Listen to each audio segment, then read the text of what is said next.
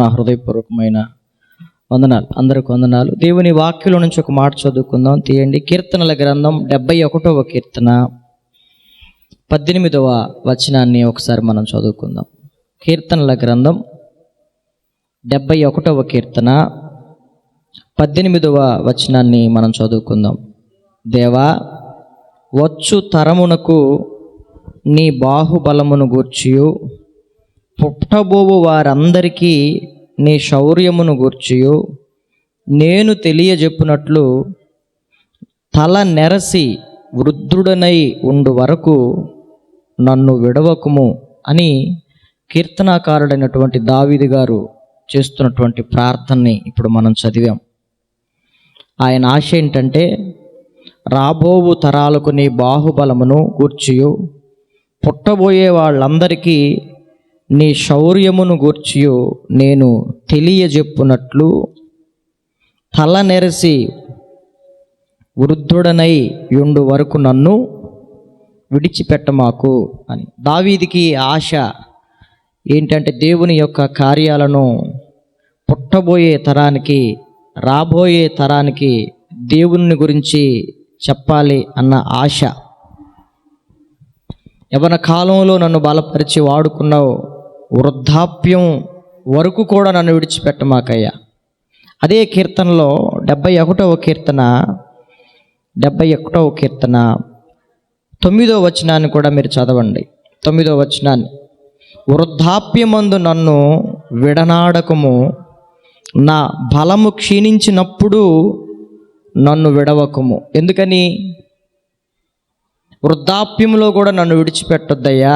ఎందుకంటే నాకు ఓపిక లేని వయస్సులో కూడా నేను నీ గురించి నేను పుట్టబోయే పిల్లలకి చెప్పాలి, రాబోయే తరాలకి నీ గొప్పతనాన్ని చెప్పాలి. ఒకవేళ చెప్పకపోతే ఏమవుతుంది? ఇప్పుడు స్మార్ట్ ఫోన్లు వచ్చినాయి. ఇప్పుడు ఎవరి గదిలో వాళ్ళు ఉంటున్నారు. తాత నానమ్మలతో ఎవరు గడపట్ల పిల్లలు గడుపుతున్నారా? ఇదివరకు రోజుల్లో అయితే చక్కగా అమ్మమ్మ కానీ తాతయ్య కానీ నానమ్మ తాతయ్య ఊళ్ళో కూర్చుని పండగకి వెళ్ళినప్పుడు, అంటే దేవుణ్ణి ఎరగనోళ్ళు అనుకోండి, ఏయో కథలు చెప్పేవాళ్ళు. నీతి కథలే, మంచి కథలే పిల్లలకి. చెడిపోయే కథలు ఎవరు చెప్తారు? అదే దేవుణ్ణి ఎరిగిన బిడ్డలు అనుకోండి, అదే విశ్వాసులు అనుకోండి, దేవుని వాక్యంలో నుండి దేవునికి సంబంధించిన విషయాలు చక్కగా ఒళ్ళో కూర్చోబెట్టుకుని, దగ్గర కూర్చోబెట్టుకుని పిల్లలతో చక్కగా కాలక్షేపం చేస్తూ, కథలు చెప్తూ, దేవుణ్ణి గురించిన అనేకమైన విషయాలు చెప్పే రోజులు మీరు చూశారు. మీరు చూడని రోజులేం కాదు. ఎవరు తమ పిల్లలకి, కుమారులకు చెప్పినా, మనవళ్ళు మనవరాలకు చెప్పినా వాళ్ళు మంచిగా ఉండాలని చెప్తారు కదా. మీరు నాశనం అవ్వాలని ఎవరు చెప్తారు? కానీ దావీదు ఆశ కూడా అదే. నా తరంలోనే కాదు, నా పిల్లలు, నా కుమారులు కుమార్తెలు, వారి యొక్క పిల్లలు, తర్వాత పుట్టబోయే పిల్లలకు కూడా నేను నా దేవుని గొప్పతనాన్ని గురించి చెప్పాలి. చెప్పకపోతే ఏమవుతుంది? దేవుణ్ణి గురించి మన తరంతోనే ఆగిపోయింది అనుకోండి. ఎందుకు దావీదు ఆ ప్రార్థన చేశాడో నేను మీకు చెప్తాను ఇప్పుడు. దేవుని వాక్యంలో న్యాయాధిపతుల గ్రంథం ఒకసారి మీరు తీసినట్లయితే, యెహోషువ గ్రంథం పక్కన ఉంటుంది. న్యాయాధిపతుల గ్రంథం 2వ అధ్యాయం 10వ వచనం. న్యాయాధిపతుల గ్రంథం 2వ అధ్యాయం 10వ వచనం. ఆ తరము వారందరూ తమ పితరుల యొద్దకు చేర్చబడిరి. వారి తరువాత యెహోవానైనను ఆయన ఇశ్రాయేలీల కొరకు చేసిన కార్యములనైనను ఎరుగని తరమొకటి పుట్టగా. అర్థమైందా? యెహోవాను కానీ ఆయన ఇశ్రాయేలీల కొరకు చేసిన కార్యములను కానీ ఎరుగని తరం పుట్టిందంట. యెహోషువ దినాల తర్వాత మోషే నాయకత్వంలో చాలామంది లక్షల మంది ప్రజల్ని నడిపించాడు. తర్వాత యెహోషువ కొంతమంది లక్షల మందిని నడిపించాడు. యెహోషువ తర్వాత ఎలాంటి తరం తయారయ్యిందంటే, దేవునిని ఎరగని తరం పుట్టింది. ఈ తరం పుట్టడానికి కారకులు ఎవరంటే, ఆ తరములో వాళ్ళు తర్వాత తరం వారికి దేవుణ్ణి గురించి వాళ్ళు చెప్పల. అందుకే దావీదు ఏమంటాడంటే, ఈ విషయం దావీదుకు తెలుసు కాబట్టి, అయ్యా వృద్ధాప్యం వచ్చినా కూడా నన్ను విడిచిపెట్టమాకు. నాకు వృద్ధాప్యం వచ్చినా సరే నేను పుట్టబోయే వాళ్ళకి నీ గొప్పతనాన్ని గురించి నేను చెప్పాలి. నన్ను బలపరుచు, నాకు సహాయం చేయమని అడిగాడు. ఈ వృద్ధాప్యంలో, ఈ చివరి దినాలలో మీరు చేయాల్సింది ఏంటయ్యా అంటే, ఈ వయసులో కూడా శక్తి లేకపోయినా, ఓపిక లేకపోయినా, దేవుణ్ణి ఎరిగిన బిడ్డలుగా మీరేం చేయాలంటే, పుట్టబోయే పిల్లలకి, ఆల్రెడీ పుట్టిన వాళ్ళకి, తర్వాత తరం వాళ్ళకి మీరు ఇంకా దేవుణ్ణి గురించిన మాటలు చెప్తూనే ఉండాలి. ఉద్యోగాలు చేశారు, రిటైర్డ్ అయ్యారు, ఇప్పుడు మీరు ఇంక వేరే పనులు చేయటానికి ఆస్కారం లేదు, ఇంట్లో ఉంటున్నారు. చుట్టుపక్కల పిల్లలకు కానీ, ఇంట్లో ఉన్న పిల్లలకు కానీ, ఈ తరం వాళ్ళకి కానీ, పుట్టబోయే వాళ్ళకి కానీ దేవుని యొక్క కార్యాలని వివరించటానికి దేవుడు మీకు ఇచ్చిన అద్భుతమైన అవకాశం. సండే స్కూల్కి పంపిస్తారు, అది వేరే. మందిరానికి పంపిస్తారు, అది వేరే. ఇంట్లో ఉన్నప్పుడు దేవుడు మనకిచ్చిన మనవ సంతానానికి చక్కగా దేవుని యొక్క మాటల్ని వివరించటానికి దేవుడు మనకిచ్చిన అద్భుతమైన అవకాశం. ఎందుకంటే వృద్ధాప్యం వరకు దేవుని కార్యాలను మీరు ఎన్నో చూశారు, ఎన్నో అనుభవాలు చూశారు, ఎన్నో కష్ట నష్టాలను చూశారు. మీ అనుభవాలు చెప్పుకుంటూ పోతే అవి కొన్ని ప్రసంగాలు అవుతాయి. ఇక్కడ మీరు చెప్పాలంటే అన్ని అనుభవాలు చూసి వచ్చిన తర్వాత మీరు చేయాల్సిన పని ఏంటి? ఈ వృద్ధాప్యంలో బైబిల్ ఇలా అంటుంది కదా, వృద్ధులు కలలు కంటారు.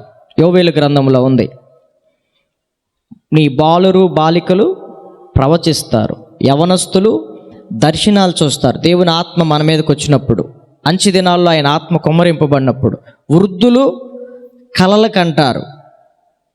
దేవుణ్ణి గూర్చిన దైవ దర్శనాలను చూసి మీరు మీ కుమారులకు, కుమార్తెలకు, మనవళ్ళకి, మనవరాలకి చెప్పగలిగినటువంటి లోతైన ఆత్మీయ స్థితిలో గనక మీరుంటే మీ కుటుంబానికి మీరు ఉండటం చాలా ఆశీర్వాదకరం. అలాంటి వాళ్ళు ఇంట్లో ఉండటం, చక్కగా బిడ్డల కొరకు, పిల్లల కొరకు ప్రార్థన చేసేవాళ్ళు అయి ఉండటం. బైబిల్ గ్రంథంలో మోషే జీవితాన్ని ఒకసారి మనం తెరచి చూస్తే, దేవుడు మోషేని ఎప్పుడు పిలిచాడు?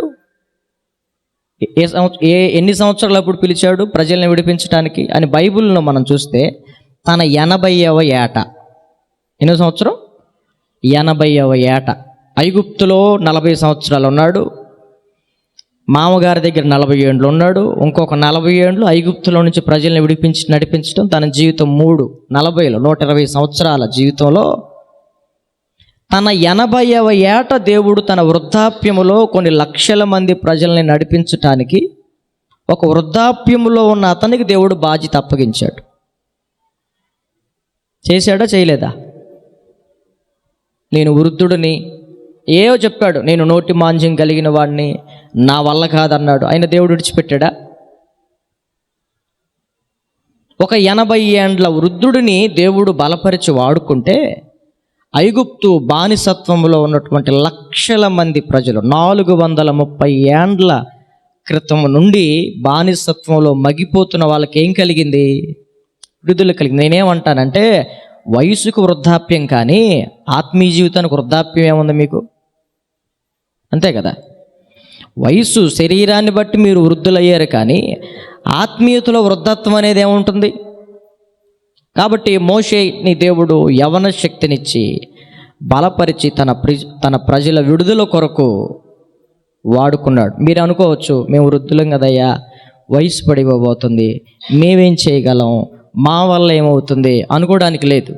80వ ఏట నుంచి 121 ఏట వరకు నిర్విరామంగా మోషేని నడిపించిన దేవుడు మనల్ని కూడా నడిపిస్తాడు. బలపరిచేది ఆయన. అందుకే పౌలు అంటాడు, నన్ను బలపరుచు వాని యందే నేను సమస్తము చేయగలను అని అన్నాడు. మీరు అబ్రహాము జీవితాన్ని కూడా ఒకసారి బైబిల్లో చదివితే, అబ్రహాముని పిలిచినప్పుడు అతని వయసు ఎంతో తెలుసా? 75 సంవత్సరాలు. బిడ్డలను ఇస్తానని వాగ్దానం చేసినప్పుడు, అబ్రహామును పిలిచినప్పుడు ఆయనకి ఎన్ని సంవత్సరాలు? 75 సంవత్సరాలు. చూడండి, 25 ఏండ్లు దేవుడు పిల్లల్ని ఇచ్చేంత వరకు ఆ వయసులో మరి నిరీక్షించాడా లేదా? ఆ వయసులో దేవుడు చూపించమన్న చోటికి, దేశానికి వెళ్ళాడా లేదా? మనం అనుకుంటాం బైబిల్లో ఈ విషయాలన్నీ ఎందుకు రాయించాడంటే, మనం ఇంకా ఆ మాటలను చదివి వాళ్ళ జీవితాలను తెలుసుకుని, మనం ఇంకా ప్రేరణ పొంది, మనం ఇంకా బలం పొంది ఈ తరంలో మన కుటుంబాలకి, ఇతర కుటుంబాలకి ఆశీర్వాదకరంగా ఉండాలని. విశ్వాసానికి వృద్ధాప్యానికి లింకు పెట్టకూడదు.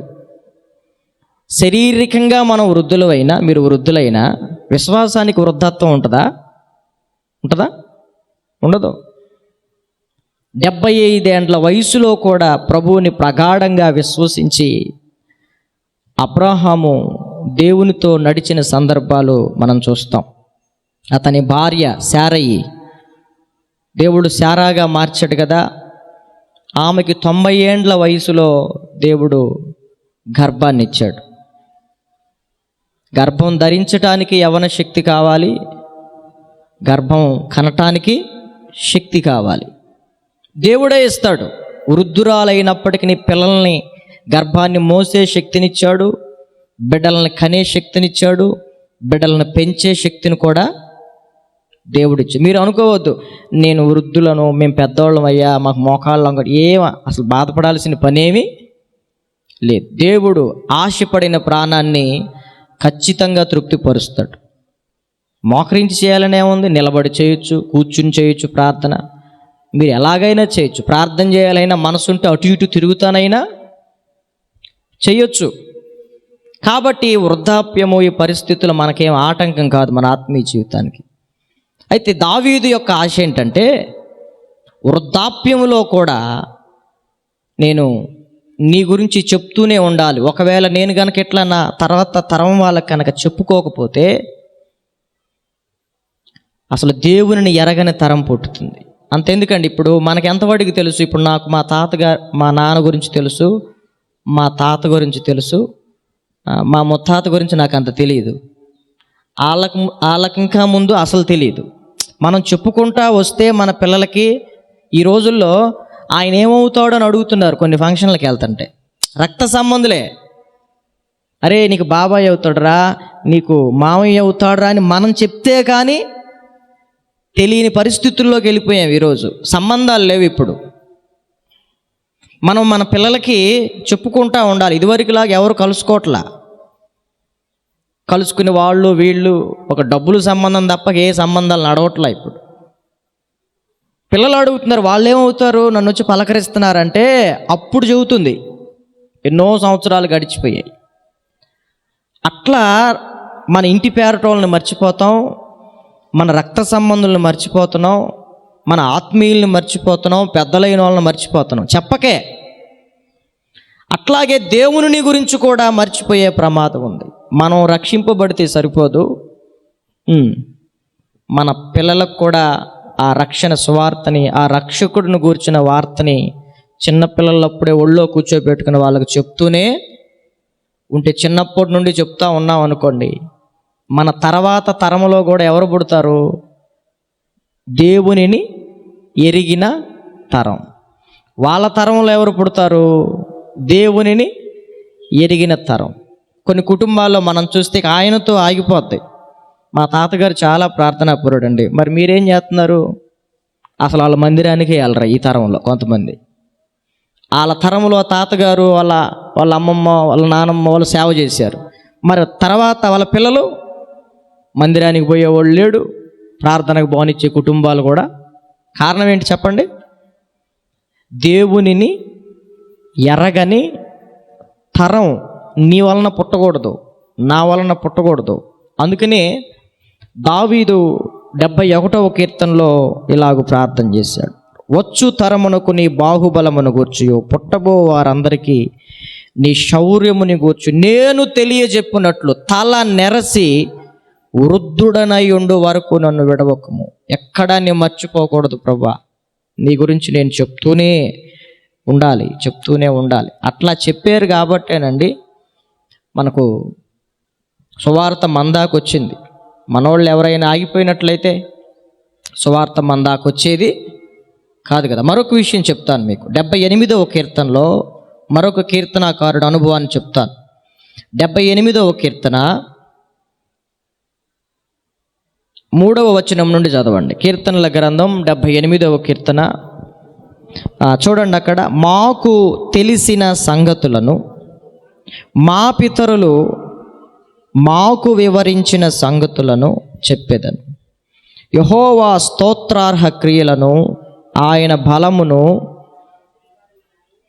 ఆయన చేసిన ఆశ్చర్య కార్యములను దాచకుండా వాటిని వారి పిల్లలకు మేము చెప్పేదము. రాగల తరములలో పుట్టబోవు పిల్లలు దానిని ఎరుగునట్లును వారు లేచి తమ పిల్లలకు దానిని వివరించునట్లును వీరును దేవుని యందు నిరీక్షణ గలవారై దేవుని క్రియలను మరువకయుండి యథార్థ హృదయులు కాక దేవుని విషయమై స్థిర మనస్సు లేని వారై తమ పితరుల వలె తిరుగుబడకయు మూర్ఖతయు తిరుగుబాటును గల ఆ తరమును పోలి ఉండకయు వారు ఆయన ఆజ్ఞలను గైకొన్నట్లును ఆయన యాకోబు సంతతికి శాసనములను నియమించెను, ఇశ్రాయేలు సంతతికి ధర్మశాస్త్రాన్ని అనుగ్రహించాడు. ఈరోజు మనకి పరిశుద్ధ గ్రంథాన్ని, పాత నిబంధన క్రొత్త నిబంధన, మనకి పరిశుద్ధ గ్రంథాన్ని ఇచ్చాడు, వాళ్ళకి ధర్మశాస్త్రం ఇచ్చాడు. ఇచ్చి ఏం చెప్తున్నాడు ఆ పితరులు ఆ దినాల్లో? ఈ కీర్తన ఎవరు రాశారంటే ఆసాపు గారు రాశారు కీర్తన. వాళ్ళు ఏమంటారంటే, మాకు తెలిసిన సంగతులు, మా పితరులు మాకు వివరించిన సంగతులు మేము చెప్తాం. ఏం చెప్పారు వాళ్ళ పితరులు? ఏం చెప్పారంట? యెహోవా స్తోత్రార్హ క్రియలను, ఆయన బలమును, ఆయన చేసిన ఆశ్చర్య కార్యములను దాచకుండా వాటిని వారి పిల్లలకు మేము చెప్పేదము. వాళ్ళు అట్లా చెప్పుకుంటూ వచ్చారు ఇశ్రాయేల్ ప్రజలు. కానీ న్యాయాధిపతుల గ్రంథంలో మనం చూస్తే యెహోవాను ఎరుగని తరం పుట్టింది. కాబట్టి ఈ వృద్ధాప్యమందున్న మీరు మీ అనుభవాలతో పాటు ఇంకా దేవుని యొక్క వాక్యాన్ని చదివి దేవుని యొక్క ఆత్మతో నింపబడి మీ పిల్లలకు ఒక మంచి బోధను చేయగలగటానికి దేవుడు మీకు ఇచ్చిన అద్భుతమైనటువంటి అవకాశం. అది ఇంటి వాళ్ళకే కానీ చుట్టుపక్కల వాళ్ళకే కానీ, వృద్ధాప్యములో దేవుని ఎరిగిన బిడ్డలైన మీరందరూ ఏమీ కూడా దాచుకోకుండా రాగల తరాల్లో పుట్టబోయే వాళ్ళకు కూడా చెప్పాలన్న తపన కలిగిన వాళ్ళై ఉండాలి మీరు. అందుకే చెప్పాను, మోషే 70-80 సంవత్సరాలప్పుడు దేవుడు అతన్ని పిలిస్తే అతను మౌనంగా ఉండలా, ఎన్నో సాకులు చెప్పాడు. కానీ దేవుడు అతన్ని బలపరిచాడు. 40 సంవత్సరాల పాటు ఇశ్రాయేలీలకి పక్షంగా దేవుని మాటలు వివరిస్తూ వచ్చాడు. కాబట్టి వాళ్ళకి విడుదల దొరికింది. మీరు కోరుకుంటారు కదా, నా కొడుకు పిల్లలు, నా కూతురు పిల్లలు, నా వంశవృక్షం ఇంకా తరతరాలు ఆశీర్వదింపబడాలి అని ఆశపడితే సరిపోదు. వాళ్ళకి మీరేం చేయాలి? దేవుణ్ణి గురించిన మాటలు అంటే నూరిపోయిస్తారంటారు చూసారా, అట్లాగా దేవుని యొక్క మాటలు చక్కగా దగ్గర కూర్చోబెట్టుకుని చెప్పుకోగలగాలి. క్రొత్త నిబంధన గ్రంథంలోకి వెళితే అపోస్తలుడైన పౌలు అంటాడు కదా, అపోస్తలుడైన పౌలు అంటాడు కొన్ని పత్రికల్లో, వ్యర్థమైనటువంటి ముసలమ్మ ముచ్చట్లకు నువ్వు విసర్జించి అంటారు. అంటే కొంతమంది వృద్ధాప్యములో ఉన్న వాళ్ళు ఉంటారు, ఇక వాళ్ళకి సమయం దొరికితే సార్ ముచ్చట్లు చెప్పుకుంటూ ఉంటారు. అప్పుడు అట్లా చేసాం, ఇప్పుడు ఇట్లా చేసాం, ఒకప్పుడు మనం అట్లా బతికాం, మనం ఇట్లా బతికాం అని చెప్పుకుంటూ సమయం గడుపుతూ ఉంటారు కొంతమంది వృద్ధాప్యములో ఉన్నవాళ్ళు. అవి చెప్పుకోవడం మూలంగా ప్రయోజనం ఏమి ఉండదు. ఆ ముచ్చట్ల బదులు అది మన తోటి వాళ్ళకైనా, మీ తోటి వాళ్ళకైనా, వారి పిల్లలకైనా మనం దేవుని యొక్క వాక్యాన్ని గుర్తెరిగి దేవుని యొక్క కార్యాలు, దేవుడు ఏం చేయగలడు, దేవుడు మన జీవితంలో ఏం చేశాడు, ఇంకా ఏం చేయగలడనే విషయాలు మనం ఇతరులకి మనం చెప్పుకోగలిగితే వ్యర్థమైన ముసలమ్మ ముచ్చట్లను విసర్జించి దేవభక్తి విషయంలో నిన్ను నీవే సాధకం చేసుకో అని అంటాడు. తిమోతికి రాసిన మొదటి పత్రిక 4వ అధ్యాయం. తిమోతికి రాసిన మొదటి పత్రిక 4వ అధ్యాయం 7వ వచనం చూడండి. తిమోతికి రాసిన మొదటి పత్రిక 4వ అధ్యాయము 7వ వచనం. అపవిత్రములైన ముసలమ్మ ముచ్చట్లను విసర్జించి. చూడండి, వాళ్ళ ముచ్చట్లు ఎలాంటివంట? కొంతమందికి వయసు మీద పడే కొద్దీ అంటారు కదా, కొంచెం చాదస్తం పెరిగిద్దని. వయసు మీద పడే కొద్ది అపవిత్రత కూడా మాట్లాడుకు, నోరు తెరిస్తే అన్ని అపవిత్రమైన మాటలు, ముసలమ్మ ముచ్చట్లు. అంటే ఒక యవనస్తుడు అయిన తన ప్రియకుమారుడైన తిమోతికి పౌలు చెబుతున్నాడు. అంటే చాలామంది చిన్నపిల్లలు తాతయ్య నాయనమ్మ దగ్గర కూర్చుని కాలం గడుపుతూ ఉంటారు. కొంతమందికి వాళ్ళతో ఉండటం ఇష్టం. పౌలు చెప్తున్నాడు, వాళ్ళు ఎవరు పడితే వాళ్ళతో పెద్దోళ్ళతో నువ్వు కూర్చోవద్దు. కొంతమంది వాళ్ళు వ్యర్థమైన అపవిత్రములైన ముసలమ్మ ముచ్చట్లు చెప్పుకుంటారు. ఆ ప్రభావం నీ మీద కూడా పడిద్ది, నువ్వు కూడా నాశనం అయిపోతావు. వాటిని నువ్వు విసర్జించి దేవభక్తి విషయంలో నీకు నీవే సాధకం చేసుకో అని తిమోతిని పౌలు హెచ్చరిస్తూ ఉన్నాడు. కొంతమందిని అట్లా అపవిత్రములైన వ్యర్థమైన ముచ్చట్లు చెప్పుకొని కాలాన్ని గడుపుతూ ఉంటారు వృద్ధాప్యంలో. మనం అలా ఉండకూడదు అని దేవుని యొక్క వాక్యం చెప్తుంది. తీతుకు రాసిన పత్రిక 2వ అధ్యాయము, తీతుకు రాసిన పత్రిక 2వ అధ్యాయము 2వ వచనం చదువుదాం. తీతుకు రాసిన పత్రిక 2వ అధ్యాయము 2వ వచనం. ఎలాగనగా వృద్ధులు మితానుభవము గలవారును, మాన్యులను, స్వస్థ బుద్ధి గలవారును, విశ్వాస ప్రేమ సహనముల యందు లోపము లేని వారై ఉండవలెననియు, అలాగుననే వృద్ధ స్త్రీలు కొండెకత్తెలను మిగుల మద్యపానాసక్తులనై ఉండక ప్రవర్తన యందు భయభక్తులు గలవారై ఉండవలెనని అని చెప్తున్నాడు. వృద్ధులైన వారిని గురించి కూడా బైబిల్ ఏం చెప్తుంది? అపోస్తులైన పౌలు తీతుకు లేఖ రాస్తూ వృద్ధాప్యంలోకి వెళ్తున్న వాళ్ళు ఎలా ఉండాలంట? మితానుభవము, అన్ని విషయాల్లో తగుమాత్రం, మితానుభవము గలవారును, మాన్యులను. చూడండి, ఒక్కొక్క విషయాన్ని చెప్తున్నాడు. ఎలా ఉండాలి ఈ వయసులో? మితానుభవము గలవారును, మాన్యులను, స్వస్థ బుద్ధి గలవారును, విశ్వాస ప్రేమ సహనముల యందు లోపము లేని వారునై ఉండాలి. ఇది దేవుడు పెద్దలైన వారికి ఇలా ఉండండి అని చెప్పే విషయం. ఇలా గనక మీరుంటే దేవుడు మిమ్మల్ని ఇంకా ఆశీర్వదిస్తాడు. మీ తర్వాత తరాన్ని కూడా దేవుడు అంచెలంచెలుగా వృద్ధి చేస్తాడు. తర్వాత అలాగుననే వృద్ధ స్త్రీల గురించి కూడా చెబుతున్నాడు. పురుషుల గురించి చెప్పాడు. వృద్ధ స్త్రీలు ఎలా ఉండకూడదంట? కొండెగత్తెలను మిగుల మద్యపానాసక్తులనై ఉండక. చూడండి, వృద్ధాప్యంలో కూడా ప్రవర్తన యందు భయభక్తులు గలవారై ఉండాలని చెప్పు.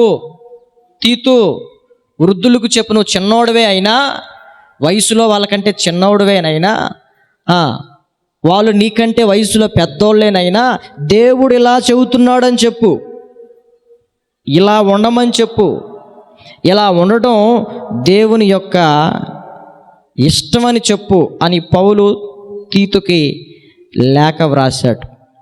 మనం ఇలా మన కుటుంబాల్లో ఉండగలిగితే మన బిడ్డల ఎదుట, మన రక్త సంబంధాల ఎదుట, చుట్టుపక్కల వాళ్ళ ఎదుట దేవుడు మనల్ని ఆశీర్వాదకరంగా, ఇతరులకు మాదిరికరంగా ఖచ్చితంగా నిలవబెడతాడు.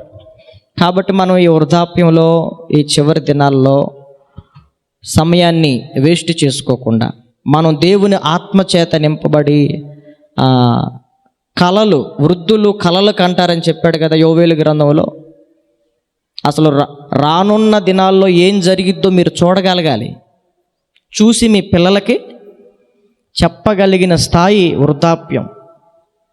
మనం అనుభవాలు చెబుతాం, కష్ట నష్టాలు చెబుతాం. అయితే దేవుడు కలల ద్వారా మాట్లాడినప్పుడు నీ పిల్లల కొరకు, నీ కొడుకుల కొరకు, కూతుళ్ళ కొరకు, మనవరాళ్ళ కొరకు కూడా కలల ద్వారా నువ్వు ఇలా ఉన్నావు, ఇలా జరుగుతుందని రాబో దినాలను గురించి నువ్వు చెప్పగలిగిన ఆత్మీయ లోతులోనికి మీరు వెళ్ళాలని దేవుడు కోరుకుంటున్నాడు.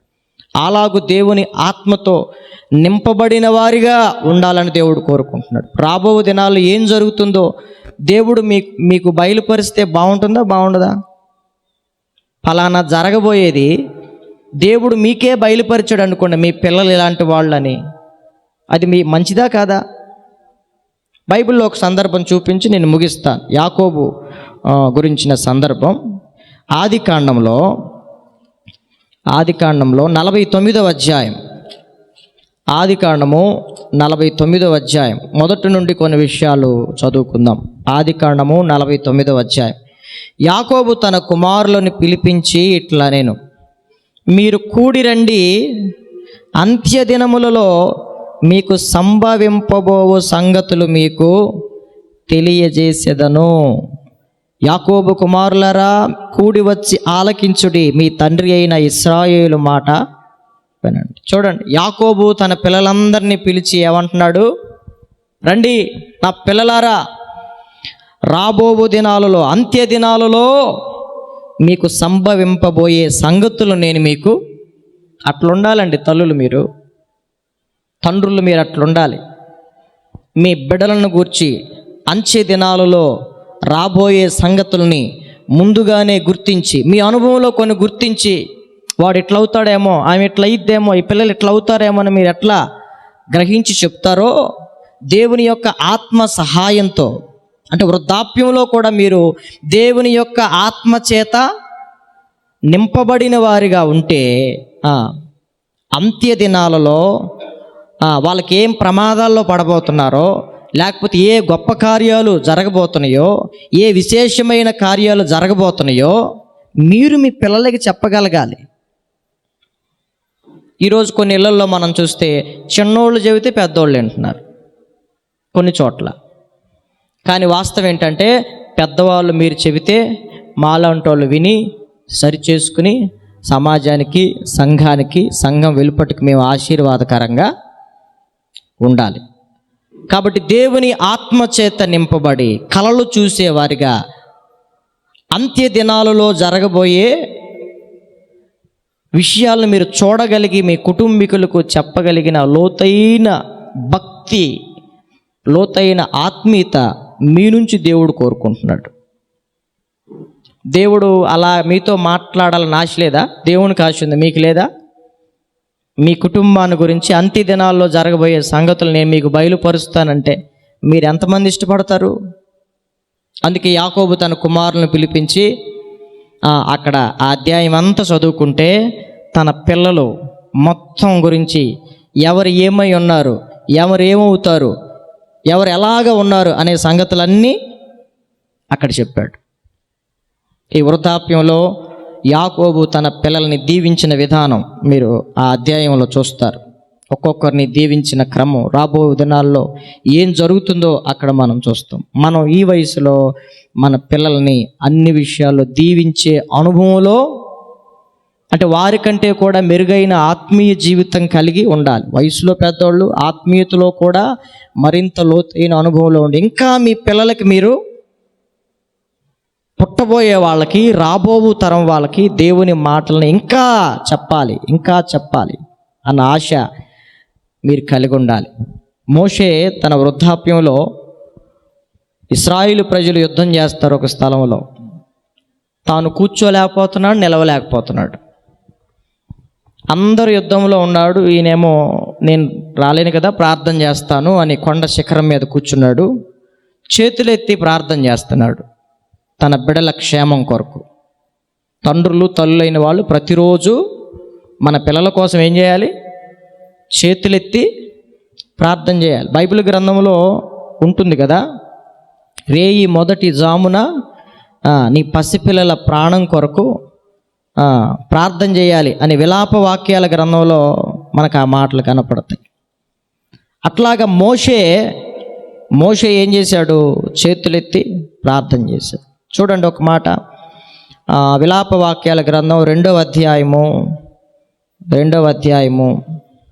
19వ వచనం. విలాప వాక్యాల గ్రంథం 2వ అధ్యాయం 19వ వచనం. నీవు లేచి రేయి మొదటి జామున మొరపెట్టుము, నీళ్లు కుమ్మరించినట్లు ప్రభువు సన్నిధిని నీ హృదయమును కుమ్మరించుము. నీ పసిపిల్లల ప్రాణము కొరకు నీ చేతులను ఆయన తట్టు ఎత్తుము. మోషే యుద్ధములో జయం కొరకు తన బిడ్డల, దేవుడు అనుగ్రహించిన బిడ్డల కొరకు చేతులు ఎత్తాడంట. వాళ్ళకి ఏం కలిగింది? 2 చేతులు ఎత్తి ప్రార్థన చేశాడు. ఏం కలిగింది వాళ్ళకి? ఇశ్రాయేలీలకి జయం కలిగింది. మోషే చేతులు, మరి వృద్ధాప్యంలో ఉన్నాడు కదా, కుర్రోళ్ళం మేమే ఎత్తలేం, వృద్ధాప్యంలో ఉన్నాడు, చెయ్యి ఇట్లా దించాడంట. ఇశ్రాయేలీలు ఓడిపోతున్నారు. ఆ విషయం ఆయనకు అర్థమైంది. మనకు కూడా అర్థం కావాలి. మనం మన కుటుంబం కోసం, మన పిల్లల కోసం, మీరు ఆశే కదా, నా పిల్లలు, నా కొడుకు, నా కూతురు, వారి పిల్లలు బాగుండాలని మీరు కోరుకుంటారు, ఆశపడతారు. కానీ మరి ఆశకు తగినంత ప్రార్థన చేయాలిగా మీరు కూడా ఇంట్లో. చేతులెత్తి ప్రార్థన చేసినప్పుడు వాళ్ళకి ఆశీర్వాదకరంగా ఉంది. చేతులు దించినప్పుడు వాళ్ళు ఓడిపోతున్న సందర్భాలు మనం చూసాం. ఈ విషయాన్ని గమనించిన 2 యవనస్తులు ఏం చేశారంటే, మోషే చేతులు బరువెక్కినా సరే హూరు అహరోన్లు ఇటోకాయన నిలవబడి చేతులు అట్లాగే, మీరు పిల్లల్ని అలా పెంచితే మీ మానవ సంతానాన్ని మీ వృద్ధాప్యంలో మీకు అట్లా సపోర్ట్గా ఉంటారు వాళ్ళు. మీ మానవ సంతానాన్ని అట్లా పెంచుకోవాలి. చిన్నప్పటి నుండి పెరిగిన వాళ్ళు కదండి హూరు అహరోన్లు, ఆయనతో పాటు ఉన్నవాళ్ళే కదా. ఇప్పుడు ఏం చేశారు? మోషే చేతులు బరువెక్కట చూసి, బాబు నువ్వు చేయి దించితే అపజయం కలుగుతుంది. అందుకనే మనకు అర్థం కావాల్సిన విషయం ఏంటంటే, మనం చేతులెత్తి ప్రార్థన చేయని రోజున మన కుటుంబంలో ఎన్నో అపజయాలు. మా పెద్దలైన వాళ్ళు, ప్రతిరోజు మీరు ఇంట్లో ఉంటున్న వాళ్ళు, మీ పనులు చేసుకోండి, అన్ని చేసుకున్న తర్వాత మీ కుటుంబం కొరకు, ప్రతిరోజు మీ బిడ్డల కొరకు, వారి క్షేమం కొరకు, వారి ఆత్మల రక్షణ కొరకు, వాళ్ళు ఆశీర్వదింపబడేదాని కొరకు, వాళ్ళ తర్వాత తరం కూడా ఆశీర్వదింపబడేదాని కొరకు మీరు ప్రతిరోజు చేతులెత్తి కాసేపు కన్నీళ్లు విడుస్తా, మన బిడ్డల కోసం కాక ఇంకెవరి కోసం విడుస్తాం, కన్నీళ్లు విడుస్తూ ప్రార్థన చేయండి. కుటుంబంలో ఉన్న దరిద్రాలన్నీ పోతాయి.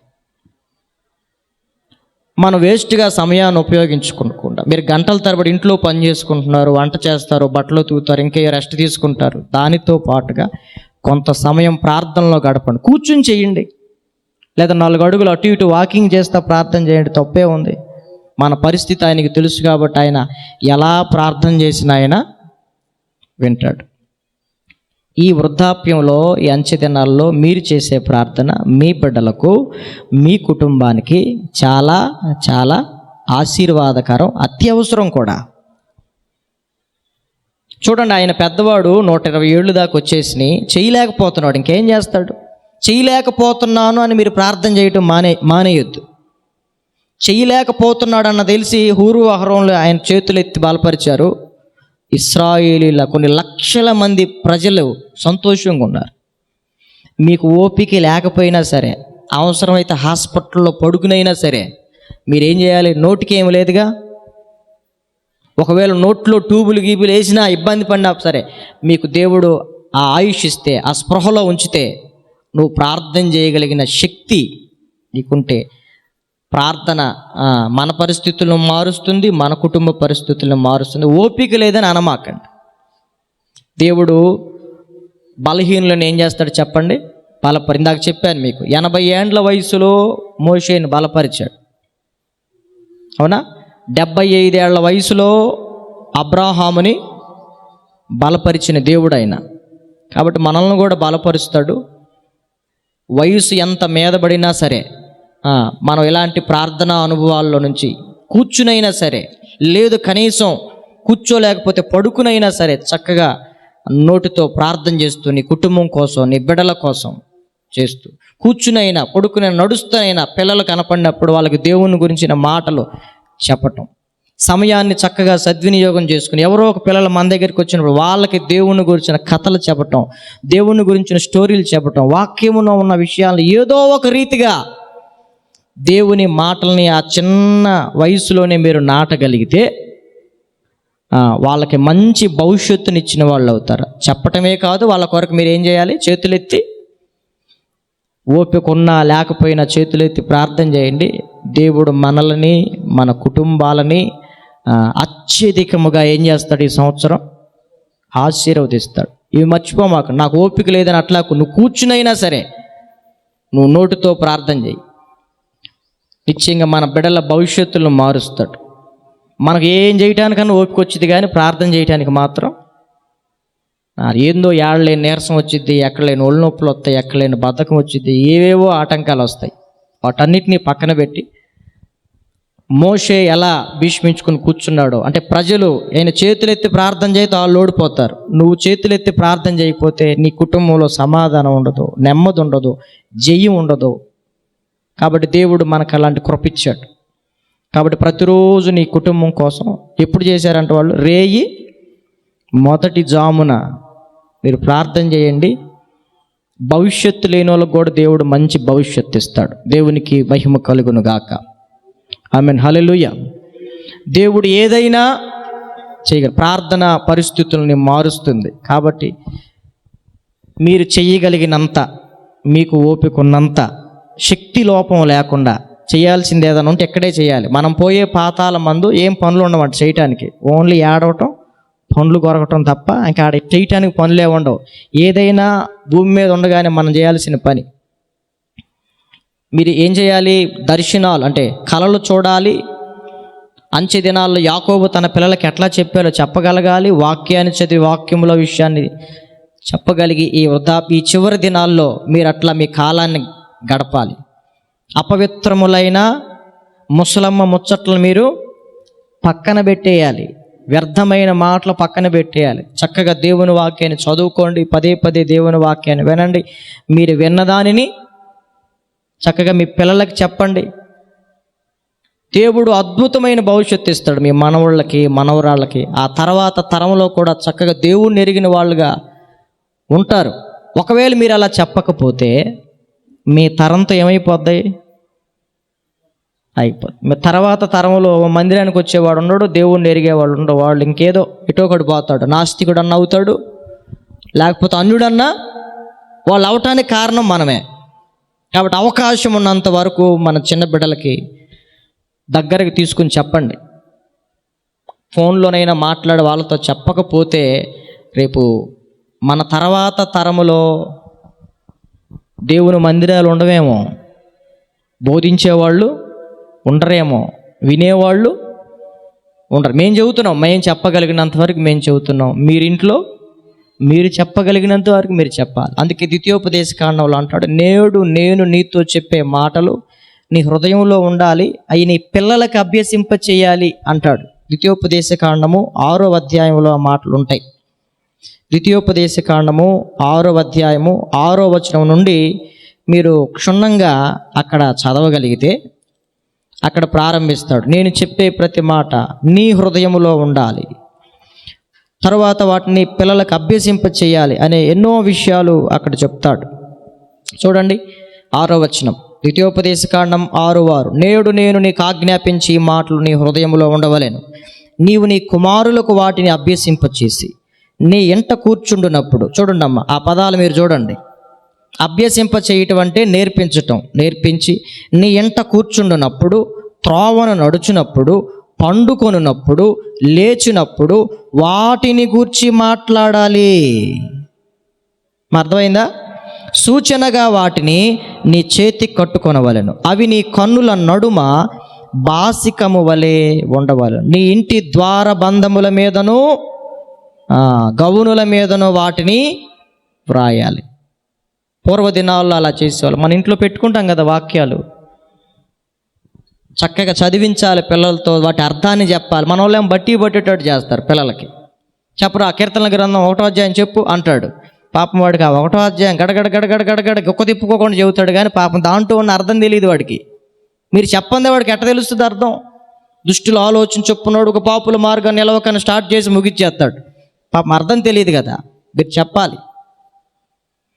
మీరు ఇప్పుడు విన్న వాక్యము మీకు ఇంటికి వెళ్ళి మీ పిల్లలకి నేర్పాలి. మీ పిల్లలు రావట్లేదు కదా మీతో పాటు, వాళ్ళకి నేర్పాలి, కూర్చోబెట్టి చెప్పాలి. కూర్చున్నప్పుడు, లేచినప్పుడు, నడుస్తున్నప్పుడు, పండుకుంటున్నప్పుడు ఇవే మాటలు మీరు చెబితే మన బిడ్డలను కాక ఇంకెవరిని దీవిస్తాడండి దేవుడు? మనం అట్లా చెబితే మన మనవ సంతానాన్ని దేవుడు ఎందుకు దీవించడు? మీరు కళ్ళారా చూస్తుండగానే దేవుడు మీ ఆయుష్ని ఇంకా పెంచి, బైబిల్లో ఒక మంచి వాగ్దానం ఉంది, నీవు నీ పిల్లలను చూస్తావు అంటున్నాడు దేవుడు. ఏమన్నాడు? అందరికీ ఆ భాగ్యం ఉండదు, కొందరికే ఆ భాగ్యం. అది ఒక ఆశీర్వాదం, అదొక వాగ్దానం. నీవు నీ పిల్లలను, వారి పిల్లలను కూడా చూస్తావు. ఇది మామూలు ఆశీర్వాదం కాదు.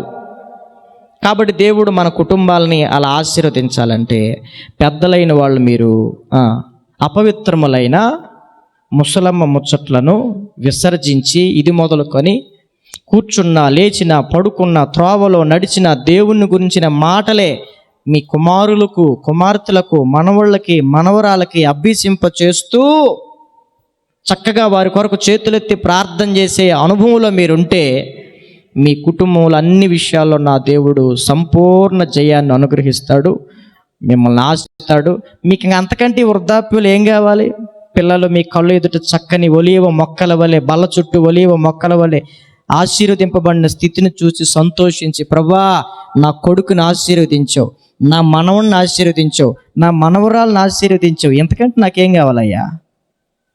భూలోకంలోనే పరలోకం ఇచ్చావు నాకు, చాలు ప్రభా. కొంతమంది అంటారు, అయ్యా నా బిడ్డలను రక్షించుకున్నావయ్యా, నా కోడలను రక్షించుకున్నావు, నన్ను రక్షించావు, నా భార్యను రక్షించావు, నా మనవడు, నా మనవరాలు, వారి పిల్లలను కూడా రక్షించావు, ఎంత ధన్యత ఇచ్చావయ్యా నాకు, ఇంతకు మించి ఏం కావాలి మనకి? కాబట్టి అలాంటి కృప దేవుడు మీకు ఇవ్వాలనుకుంటున్నాడు. అలాంటి కృప మీరు పొందాలంటే మనం ఎలా ఉండాలి?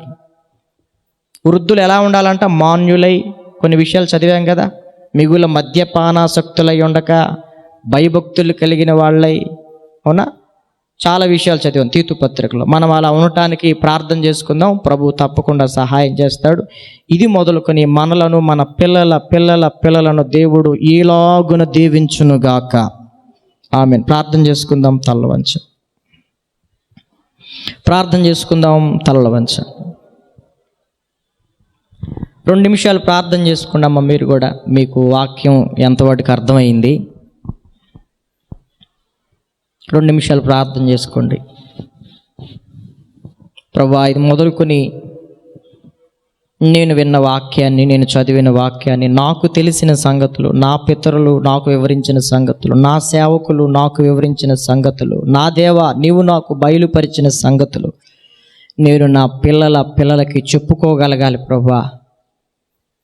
వారు నా పిల్లలను నేను చూడగలగాలి ప్రభువా. ప్రార్థన చేసుకుందాం. దేవుడు మోషేని 80వ ఏట పిలిచి 40 ఏండ్లు ఎంత బలపరిచాడు. అబ్రాహాముని 75వ ఏట పిలిచి దేవుడు పిల్లల్ని కనటానికి ఎంత శక్తినిచ్చాడు. దేవునితో కలిసి నడిచే భాగ్యాన్ని ఇచ్చాడు అబ్రాహాముకి. దేవుడు నిన్న నేడు నిరంతరం మార్పు లేని దేవుడు. యాకోబు తన వృద్ధాప్యంలో తన పిల్లలందరినీ పిలిచి అంటున్నాడు, అంత్యకాలంలో జరగబోయే సంగతులు చెప్తాను రండి. మీరు అట్లా చెప్పగలగాలి. రండి నా పిల్లలారా, దేవుడు నాకు కొన్ని విషయాలు బయలుపరిచాడు, తెలియపరిచాడు, నేను మీకు తెలియచేస్తాను రండి అనే తల్లిదండ్రులుగా మీరు ఉండాలి. దేవుడు అలాంటి లోతైన ఆత్మీయ జీవితంలోనికి మిమ్మల్ని తీసుకెళ్లాలనుకుంటున్నాడు. అలాంటి భవిష్యత్తుని చెప్పే తల్లిదండ్రులుగా, అలాంటి భయభక్తులు కలిగినటువంటి తల్లిదండ్రులుగా, దేవుని యొక్క ఆత్మచేత నింపబడి కలలను చూచి బిడలకు తెలియచెప్పే తల్లిదండ్రులుగా, ఆత్మపూర్ణులుగా దేవుడు మిమ్మల్ని చేయాలనుకుంటున్నాడు. ప్రభా, అలాంటి కృపని నాకు ఈ వృద్ధాప్యంలో నాకు దయచేయవా ప్రభా. నన్ను బలపరచు నాయన. మోషే వృద్ధాప్యంలో చేతులు ఎత్తలేకపోతున్నాడు, ప్రార్థన చేయలేకపోతున్నాడు. హూరు అహరోన్లు బలపరిచారు. తాను ప్రార్థన చేసినంత సేపు, చేతులెత్తి ప్రార్థించినంతసేపు ఇశ్రాయేలీయులకి జయం కలిగింది. నన్ను కూడా అట్లాగూ బలపరచు ప్రభా, నన్ను కూడా అలాగూ బలపరచు నాయన. నా హస్తాలు బలపరచు, నా కుటుంబం కోసం, నా బిడల కోసం చేతులెత్తి రేయి జామున మొరపెట్టే అనుభవం నాకు దయచేయి, ప్రార్థించే అనుభవం దయచేయి, బోధించే అనుభవం దయచేయి నాయనా అని ప్రార్థన చేసుకుందాం. మేము కూడా మీ కొరకు చిన్న ప్రార్థన చేస్తాం. తల్ల వంచి కళ్ళు వేయండి. మహాపరిశుద్ధుడు అయిన ప్రేమ కలిగిన మా ప్రియ పరలోకపు తండ్రి, నీ పరిశుద్ధమైన ఘనమైన శ్రేష్టమైన మహిమ కలిగిన నామాన్ని బట్టి మీకు ఎనలేని వందనాలు, స్తోత్రాలు, స్తుతులు చెల్లించుకుంటున్నాం. ఈ మధ్యాహ్న కాల వేళలో పెద్దలైన వారందరి ఆసక్తి మేరకు ప్రభా కొన్ని మాటలను ప్రభా లేఖనాల నుంచి వారి కొరకు ధ్యానించుకోవటానికి మీరు కృపనిచ్చారు. మీరు మాకు అనుగ్రహించినటువంటి అనేకమైన విషయాలు, లేఖన సత్యాలు మీ బిడల మధ్యలో ఉంచుతూ వచ్చాం. బిడలు చదువుకున్నారు, రాసుకున్నారు, విన్నారు ప్రభా, అర్థం చేసుకున్నారు. ఇటు వాక్యానుసారంగా అయా తల్లులను తండ్రులను సిద్ధపరచండి. ఈ అంచె దినాలలో అయా నీకు వందనాలు. వయసు మీద పడుతూ ఉండగా ప్రభా తండ్రి, రేపటి దినం మాది కాదు. తండ్రులను జ్ఞాపకం చేసుకోండి, తల్లులను జ్ఞాపకం చేసుకోండి. అలనాడు మోషేని 80-50 ఏట పిలిచి బలపరిచినట్లుగా ఈ తల్లిదండ్రులను ప్రభా మీరు బలపరచండి నాయన. తండ్రి 75 ఏండ్ల వయసులో అబ్రాహామును బలపరిచి నడిపించిన దేవుడివి. ఈ తల్లులను తండ్రులను బలపరచండి. మోషేను బలపరిచి చేతులెత్తి ప్రార్థించే అనుభవాన్ని ఇచ్చిన దేవుడివి నాయన. అలాంటి అనుభవాన్ని బిడ్డలకు దయచేయండి అయ్యా. వృద్ధాప్యంలో తన పిల్లలను అంత్య దినాల్లో జరిగే సంగతులను చెప్పగలిగిన కృపను యాకోబుకి ఇచ్చావు నాయన. అలాంటి కృప ఈ తల్లిదండ్రులకు మీరు అనుగ్రహించమని ప్రార్థన చేస్తున్నాం అయ్యా. అపవిత్రములైన అయ్యా తండ్రి ముసలమ్మ ముచ్చట్లను ప్రభా బిడలు విసర్జించి అయ్యా ప్రభా నీకు వందనాలు నాయన. అయ్యా మీ యొక్క వాక్యాన్ని విని అయ్యా తమ ఇంటి వారికి, ఇరుగు పొరుగు వారికి, తమ పిల్లలకు, రాబో తరం వారికి, వచ్చు తరం వారికి, పుట్టబో ప్రజలకు నీ మాటలను చక్కగా కథల రూపంలో అర్థమయ్యే రీతిలో వివరించేవారిగా ప్రభా, కళలు చూచి దాని భావాన్ని చెప్పగలిగినటువంటి ఆత్మీయులుగా లోతైన భక్తిలో నడిపించండి నాయన. బలపరచండి నాయన. కుటుంబంలో అయ్యా ప్రార్థించే తల్లులుగా ప్రభా, రోధించే తల్లులుగా, కుటుంబ క్షేమాల కొరకు ప్రభా తండ్రి విలపించే తల్లిదండ్రులుగా బిడ్డలను మీరు ఆశీర్వదించండి అయ్యా. బిడ్డలను మీరు ఆశీర్వదించండి. కూర్చున్నా, నిలబడినా, అయ్యా పడుకున్నా, ఏం చేస్తున్నా ప్రార్థన చేసే అనుభవాన్ని బిడ్డలకు దయచేయండి. ఆత్మపూర్ణులుగా చేయండి ప్రభా. తండ్రి నీకు వందనాలు. ఇలాంటి ప్రార్థించే తల్లులను తండ్రులను ఇంకను సంఘంలో లేవనెత్తమని ప్రార్థన చేస్తున్నాం ప్రభా. అయ్యా నీకు వందనాలు నాయన. వయస్సు మీద పడినా కానీ సభల కొరకు ప్రార్థన చేయటానికి ప్రభా అయ్యా బిడ్డలు వస్తున్నారు, ఉదయాన్నే వస్తున్నారు ప్రభా. మధ్యాహ్న కాల సమయంలో కూడా ఈ సమయాన్ని కేటాయించి పరిచర్యని ప్రేమించి సేవకులను ప్రేమించి ప్రభా ఎంతో భారంతో ప్రభా పనిచేస్తున్నారు నాయన. వయస్సుని లెక్క చేయకుండా, ఆరోగ్యాన్ని లెక్క చేయకుండా బిడ్డలు ప్రభా తమ వంతుగా తాము సేవలో సహకరిస్తున్నారు నాయన. తల్లిదండ్రులను జ్ఞాపకం చేసుకోండి ప్రభా, బలపరచండి. ఎన్నో దీర్ఘకాలిక వ్యాధులతో బాధపడుతూ, ఎన్నో కుటుంబ సమస్యలతో సతమతమైపోతూ నెమ్మది లేకుండా ఉన్నారు ప్రభా. ప్రతి ఒక్కరి కుటుంబ పరిస్థితులు నీకు తెలుసు నాయన. అయ్యా విసిగిపోయి ఉన్నారు, బిడ్డలతో వేసారిపోయి ఉన్నారు ప్రభా. కృపతో జ్ఞాపకం చేసుకోండి నాయన. ఎక్కడ బలహీనలను కానియదు ప్రభా అయ్యా, ఎక్కడ లోకంలో కలిసిపోనియదు ప్రభా. బిడ్డల నోటిని మీ బోరగా వాడుకోనండి నాయన. తండ్రి నీ కొందనాలు ప్రభా. దయచేసి నాయన ఈ తల్లిదండ్రులను బలపరచండి నాయన. యవన శక్తినివ్వండి నాయన. బిడ్డలను కనటానికి ప్రభా యవన శక్తినివ్వండి. కాలేబైతే యెహోషువ నన్ను పంపిన దినాన నాడెంత బలమో నేడు అంతే బలం అన్నాడు ప్రభా.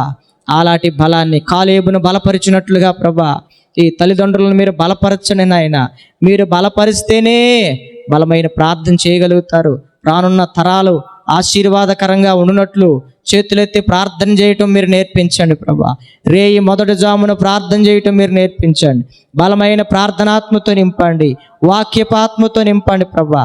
వచ్చు తరాలకి ప్రభా చక్కని సువార్త చెప్పగలగటానికి నాయన సహాయం చేయండి. ఈ చివరి దినాల్లో అనేకులకి మిమ్మల్ని గురించి పరిచయం చేయటానికి, అనేకులు నీ మందిరానికి నడిపించేవారిగా, అనేకుల కొరకు ప్రభా ప్రార్థించేవారిగా అయ్యా మీరు బలపరచమని ప్రార్థన చేస్తున్నాం. విన్న మాటలు అయ్యా వ్యర్థం కానియదు ప్రభా నీ కొందనాలు.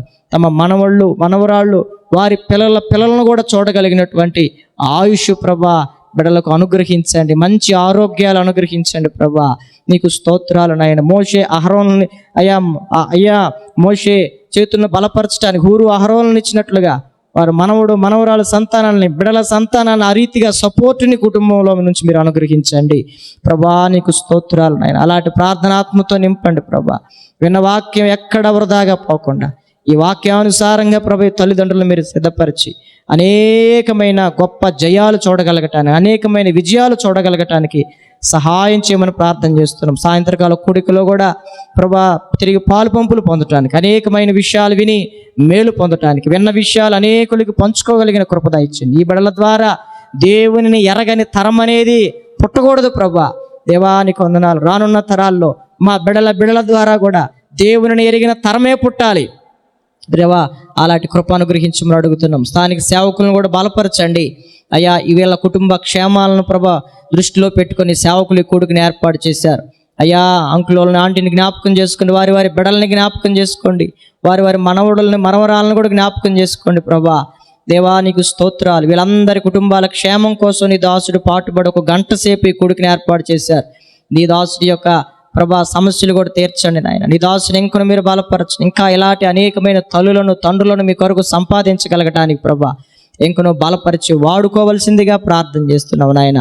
దేవానికి వందనాలు. సాయంత్రకాల సమయం జరిగే పరిచయం కూడా జ్ఞాపకం చేసి మంచి వాతావరణం అనుగ్రహించండి అయ్యా. ఇంకా అనేకుల్ని ప్రభా మీరు సమకూర్చండి. మా అవిధేయతలను బట్టి నీ కృప ఏది తక్కువ కానియదు ప్రభా. దేవా అద్భుతంగా మీరు జరిగించి ఇంకా అనేకమైన విషయాలు బయలుపరిచి బోధించి మాట్లాడండి ప్రభా. నీకు వందనాలు. మేము కూడా ఈ కూడికిని ముగించుకుని వెళుతున్నాం. మా ప్రయాణాల్లో మీరు తోడుగా ఉండండి ప్రభా. సాయంత్రకాల కూడికి సిద్ధపరచమని మరొక మారు స్థానిక సంఘాన్ని, సేవకుడిని, సేవకురాలని, కుటుంబాన్ని మీ చేతులకు అప్పగిస్తున్నాం ప్రభా. గొప్ప గొప్ప కార్యాలు ఈ సభల అనంతరం అయ్యా, గొప్ప గొప్ప మార్పులు ఈ కుటుంబంలో సేవలో మేము చూడగలగటానికి సహాయం చేయమని యేసు నామం పేరట అడిగి వేడుకుంటున్నాం తండ్రి. ఆమేన్, ఆమేన్. మన తండ్రి అయిన దేవుని దీవెన, కుమారుడైన యేసుక్రీస్తు వారి యొక్క అత్యున్నతమైన కృప, పరిశుద్ధాత్మ దేవుని యొక్క అన్యోన్య సహవాసం కూడి ఉన్న మనందరికీ సదాకాలము తోడేయండి. మనల్ని అందరినీ తన వాక్యానుసారంగా సిద్ధపరిచి నడిపించునుగాక. ఆమేన్, ఆమేన్, ఆమేన్. అందరికి కూడా ప్రభువు పేరిట వందనాలు.